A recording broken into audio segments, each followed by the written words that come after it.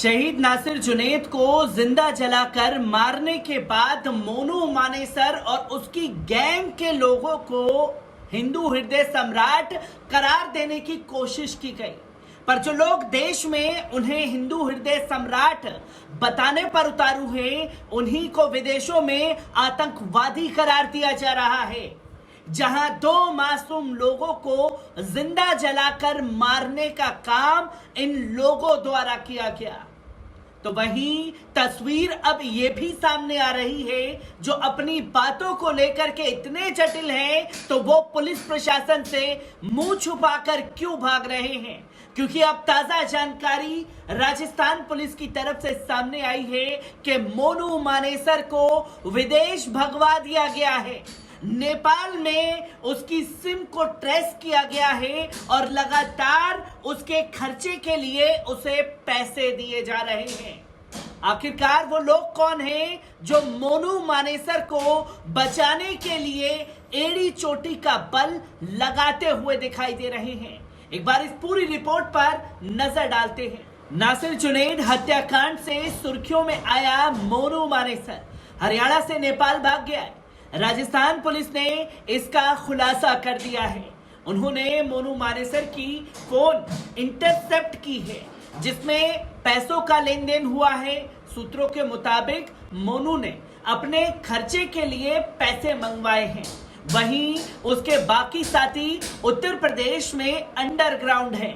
Rajasthan police ने इस बारे में ये इनपुट हरियाणा पुलिस को भेजा है। सूत्रों के मुताबिक राजस्थान पुलिस इन सबूतों के साथ हरियाणा पुलिस पर सवाल उठाए कि मोनू मानेसर समेत बाकी आरोपियों की फरारी में हरियाणा पुलिस ने संरक्षण दिया है, यानी कि भगाया गया है हरियाणा पुलिस द्वारा। इसको लेकर अब दोनों राज्यों की पुलिस फिर आमने सामने हो गई है। इससे पहले नूह में गौरक्षक की गर्भवती पत्नी को पीटने पर राजस्थान पुलिस पर हरियाणा में केस दर्ज हुआ। इस मारपीट से 9 माह की गर्भपात के पेट से मरा बच्चा पैदा हुआ। राजस्थान पुलिस के एक वरिष्ठ अधिकारी के अनुसार मोनू मानेसर सहित भिवानी दोहरे हत्याकांड के 4 संदिग्ध पड़ोसी देश नेपाल भाग गए हैं। पुलिस को इसके अहम सुराग भी मिले हैं। राजस्थान पुलिस के सूत्रों का कहना है कि उसके कुछ साथी उत्तर प्रदेश में छिपे हुए हैं। कथित तौर पर कुछ अच्छी तरह से जुड़े दक्षिणपंथी लोगों ने संदिग्धों को हरियाणा से भागने में मदद की है। इस मामले में हरियाणा पुलिस ने राजस्थान पुलिस के दावे को झूठा बताया है, तो वहीं पुलिस के अधिकारियों का कहना है कि स्थानीय स्तर पर की गई जांच में यह स्पष्ट हो चुका है कि मोनू सहित अन्य संदिग्ध अपहरण की शिकायत के 24 घंटे बाद तक अपने घर में ही थे। ऐसे में राजस्थान पुलिस ने इस केस की तेजी से जांच कर रहे उन्हें गिरफ्तार क्यों नहीं किया। अब इस मामले में अपनी नाकामी छिपाने के लिए हरियाणा पुलिस पर यह आरोप लगा रही है। एक वरिष्ठ अधिकारी ने साफ तौर पर बताया कि इस मामले में कुछ और भी खुफिया जानकारी जो है वो राजस्थान पुलिस के हाथ में लगी है, लेकिन अभी ज्यादा खुलासा नहीं कर पाए हैं। राजस्थान पुलिस के सूत्रों के अनुसार पुलिस आरोपियों के खिलाफ इस समय रेड कॉर्नर नोटिस जारी करने की तैयारी भी कर रही है, यानी कि तड़ीपार करने की बातें कही जा रही हैं। तो वहीं जल्द ही पुलिस के वरिष्ठ अधिकारी इसकी मंजूरी दे देंगे। हरियाणा के नूह को लेकर पुलिस अलर्ट मोड पर है। हाल ही में हरियाणा सरकार ने दंगे के इनपुट मिलने के बाद नूह जिले में 3 दिनों तक इंटरनेट सेवाएं पूरी तरीके से बंद कर दी थी। हालांकि नूह प्रशासन की ओर से अभी भी जिले में धारा 144 लागू की गई है, तो वहीं ये जानकारी भी प्रशासन की ओर से हर गतिविधि की सरकार को सीधे दी जा रही है। राजस्थान के 2 मुस्लिम युवकों नासिर जुनैद हत्याकांड से चर्चा में आए गौरक्षक मोनू मानेसर के 2 वीडियो भी सामने आए थे। पहले में वे गौ तस्करों को मारने और जिंदा काटने की बातें कर रहा था, जबकि दूसरे वीडियो में वे हरियाणा पुलिस की तरफ में खूब कसीदे पढ़ता हुआ पूरा सहयोग करने की बातें कर रहा था। राजस्थान के दो मुस्लिम युवक नासिर जुनैद बोलेरो गाड़ी में जिंदा जलाने के केस में हरियाणा के मोनू मानेसर का नाम भी शामिल है और उसके खिलाफ एफआईआर भी दर्ज की गई है। हालांकि उसने सफाई दी कि इस केस में कुछ लेना देना नहीं है, लेकिन जुनैद नासिर का परिवार उसी पर आरोप लगा रहा है।